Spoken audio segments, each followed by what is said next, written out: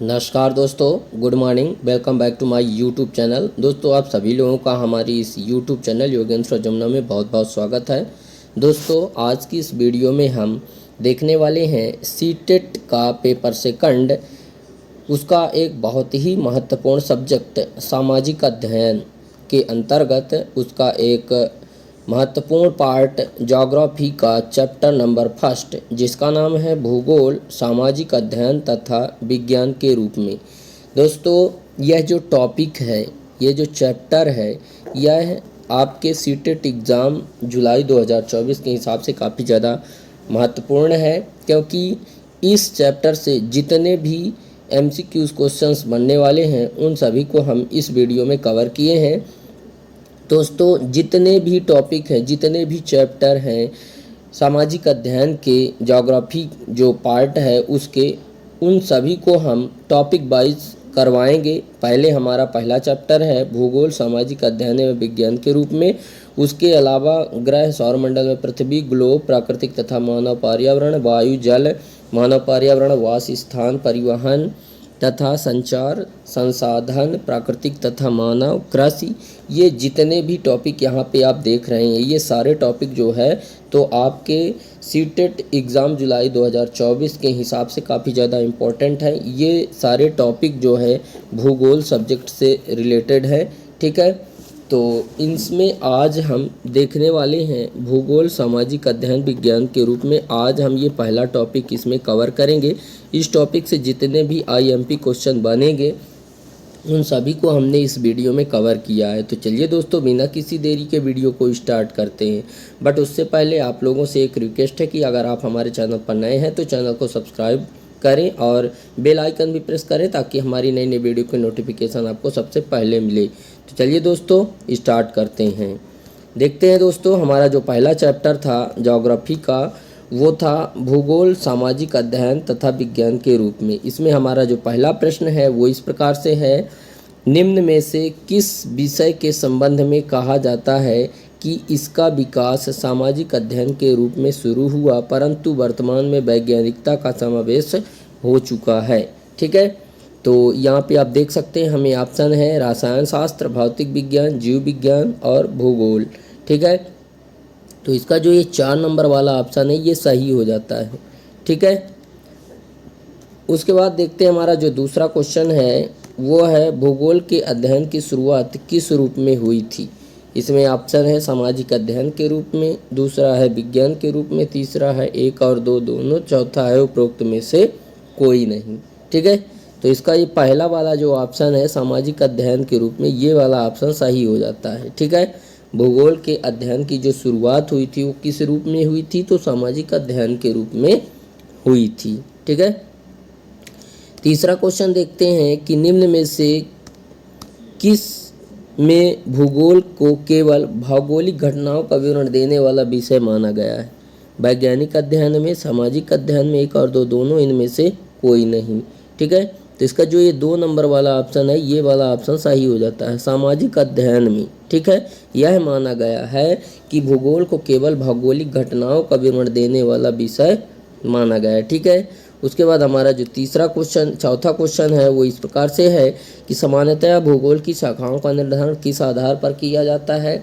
इसमें ऑप्शन है विषय वस्तु के आधार पर, प्राचीनता के आधार पर, विश्लेषण के आधार पर, उपरोक्त में से कोई नहीं। तो किस आधार पर किया जाता है, तो इसका जो ये 1 नंबर वाला ऑप्शन है ये वाला ऑप्शन जो है सही हो जाता है, 1 नंबर वाला ऑप्शन। ठीक है, यानी कि विषय वस्तु के आधार पर। ठीक है, सामान्यतः भूगोल की शाखाओं का निर्धारण जो है तो किस आधार पर किया जाता है, तो विषय वस्तु के आधार पर किया जाता है। ठीक है, हमारा अगला क्वेश्चन है कि निम्न में से कौन सा कथन भूगोल के अध्ययन के प्राचीन सिद्धांत से संबंधित है। ठीक है, इसमें ऑप्शन है भूगोल का अध्ययन वैज्ञानिक तरीके से किया जाता था, दूसरा है भूगोल के अध्ययन में कारण कार्य को महत्व दिया जाता था, तीसरा है भूगोल के अध्ययन में कारण कार्य को महत्व नहीं दिया जाता था, चौथा है उपरोक्त सभी। ठीक है, तो इसका जो ये 3 नंबर वाला ऑप्शन है ये सही हो जाता है। ठीक है, यानी कि भूगोल के अध्ययन में कारण कार्य को महत्व नहीं दिया जाता था। ठीक है, भूगोल के अध्ययन में किसको महत्व नहीं दिया जाता था, कारण कार्य को महत्व नहीं दिया जाता था।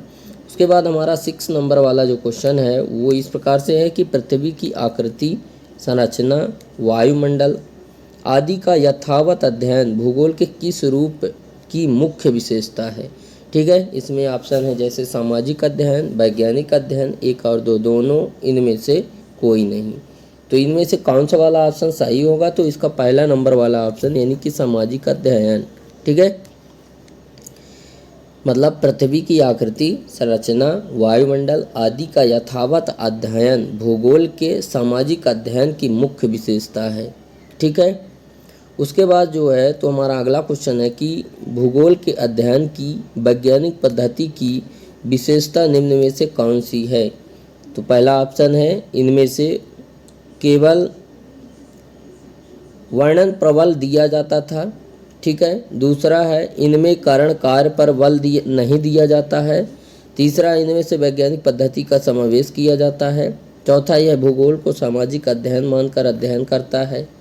तो इसका कौन सा वाला ऑप्शन होगा, तो 3 नंबर वाला ऑप्शन। ठीक है, यानी कि इनमें मतलब इसमें वैज्ञानिक पद्धति का समावेश किया जाता है। ठीक है, भूगोल के अध्ययन की वैज्ञानिक पद्धति की विशेषता है। कौन सी वाली विशेषता है, 3 नंबर। क्या है, इसमें वैज्ञानिक पद्धति का समावेश किया जाता है। ठीक है, उसके बाद हमारा अगला क्वेश्चन है कि वर्तमान समय में भूगोल को निम्न में से किसके अंतर्गत रखा जाता है। सामाजिक अध्ययन के रूप में, कि विज्ञान के रूप में, कि 1 और 2 दोनों, की उपरोक्त में से कोई नहीं। ठीक है, तो इसका हो जाएगा 3 नंबर वाला ऑप्शन, 1 व 2 दोनों। ठीक है, मतलब जो है तो वर्तमान समय में भूगोल को सामाजिक अध्ययन के रूप में भी रखा जाता है और विज्ञान के रूप में भी रखा जाता है। ठीक है, उसके बाद हमारा अगला क्वेश्चन है, क्वेश्चन नंबर 9 है कि भूगोल की निम्न में से किस शाखा में भूगोल तथा पृथ्वी विज्ञान का समन्वय पाया जाता है। इसमें ऑप्शन है आर्थिक भूगोल, मानव भूगोल, भौतिक भूगोल, पर्यावरण भूगोल। तो इसका जो है तो ऑप्शन हो जाता है 3 नंबर वाला, भौतिक भूगोल। ठीक है, भूगोल की निम्न में से किस शाखा में, तो भौतिक भूगोल में। ठीक है, पृथ्वी विज्ञान का समन्वय पाया जाता है, मतलब भौतिक भूगोल में ही नदियाँ, जल, पृथ्वी व मतलब इन सभी चीज़ों का अध्ययन किया जाता है भौतिक भूगोल के अंतर्गत। उसके बाद हमारा अगला क्वेश्चन है, क्वेश्चन नंबर 10 कि निम्न में से किसका अध्ययन भौतिक भूगोल की शाखा के अंतर्गत किया जाता है। मतलब जलमंडल का भौतिक भूगोल में किसका अध्ययन किया जाता है, जलमंडल का, वायुमंडल का, पर्यावरण का, 1 और 2 दोनों, किसका किया जाता है। तो इनमें से जो है तो 1 और 2 दोनों, ये वाला ऑप्शन सही हो जाता है। मतलब वायु जलमंडल का भी और वायुमंडल का भी, इन दोनों का ही अध्ययन किया जाता है, किसमें, भौतिक भूगोल में। ठीक है, उसके बाद हमारा अगला क्वेश्चन है, क्वेश्चन नंबर 11 कि मानव भूगोल के अंतर्गत निम्न में से किसका अध्ययन नहीं किया जाता। मानव भूगोल के अंतर्गत किसका अध्ययन नहीं किया जाता, तो इसमें ऑप्शन है मानव निर्मित पर्यावरण का, राजनीतिक संस्कृति, तीसरा है मानव प्रजाति, चौथा है आर्थिक संगठन। तो किसका अध्ययन जो है तो नहीं किया जाता है, तो इसमें जो है तो जो ये आर्थिक संगठन है ये वाला ऑप्शन सही हो जाता है, 4 नंबर वाला ऑप्शन।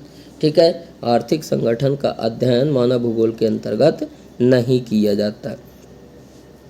हमारा अगला क्वेश्चन है आर्थिक भूगोल के संबंध में निम्न में से कौन सा कथन सही नहीं है। आर्थिक भूगोल के बारे में कौन सा कथन सही नहीं है। ठीक है, इसमें हमें ऑप्शन है आर्थिक भूगोल केवल प्राकृतिक आर्थिक संसाधनों का अध्ययन करता है। आर्थिक भूगोल क्षेत्रीय तथा वैश्विक दोनों स्वरूप का होता है। तीसरा है आर्थिक भूगोल में वैश्विक आर्थिक संगठन भी शामिल होते हैं। चौथा है उपरोक्त सभी। तो इसका जो है 1 नंबर वाला ऑप्शन सही हो जाता है, यानी आर्थिक भूगोल केवल प्राकृतिक आर्थिक संसाधनों का अध्ययन करता है। ठीक है, उसके बाद हमारा अगला क्वेश्चन है, क्वेश्चन नंबर 13 जो है वो है निम्न में से भूगोल की किस शाखा में मानव तथा पर्यावरण के बीच अंतर संबंध का अध्ययन किया जाता है। इसमें ऑप्शन है प्रयुक्त भूगोल, मानव भूगोल, आर्थिक भूगोल, उपरोक्त में से कोई नहीं। ठीक है, तो इसका जो 4 नंबर वाला ऑप्शन है ये सही हो जाता है। ठीक है, मतलब जो है भूगोल की किस शाखा में, तो कोई भी शाखा जो है तो कोई भी शाखा नहीं है। शाखा में मानव तथा पर्यावरण के बीच अंतर संबंध का अध्ययन किया जाता है। मतलब जो है तो पर्यावरण के बीच जो संबंध का अध्ययन होता है वो ना तो प्रयुक्त भूगोल में होता, ना मानव भूगोल में ना आर्थिक भूगोल में, वो पर्यावरणीय भूगोल में होता है। ठीक है, तो इसलिए इसका ऑप्शन हो जाएगा 4 नंबर, उपरोक्त में से कोई नहीं। उसके बाद हमारा अगला क्वेश्चन है, क्वेश्चन नंबर जो हमारा 14 है वो है पर्यावरण भूगोल के संबंध में निम्न में से कौन सा कथन सही नहीं है। इसमें ऑप्शन है पर्यावरण भूगोल में मानव निर्मित पर्यावरण तथा प्राकृतिक पर्यावरण का अध्ययन किया जाता है। दूसरा है वर्तमान समय में जलवायु परिवर्तन के मुद्दे का पर्यावरण भूगोल के अंतर्गत अध्ययन किया जाता है। तीसरा पर्यावरण भूगोल की शाखा का दूसरा नाम प्रयुक्त भूगोल है। चौथा है उपरोक्त सभी। तो इसका जो है तो 3 नंबर वाला ऑप्शन सही हो जाता है, पर्यावरण भूगोल की शाखा का दूसरा नाम प्रयुक्त भूगोल है। ठीक है, ये वाला ऑप्शन इसका सही हो जाता है। अगला हमारा क्वेश्चन है, क्वेश्चन नंबर 15 है प्रयुक्त भूगोल की शाखा है। इसमें ऑप्शन है भौगोलिक ज्ञान तथा कौशल के उपयोग पर बल देती है।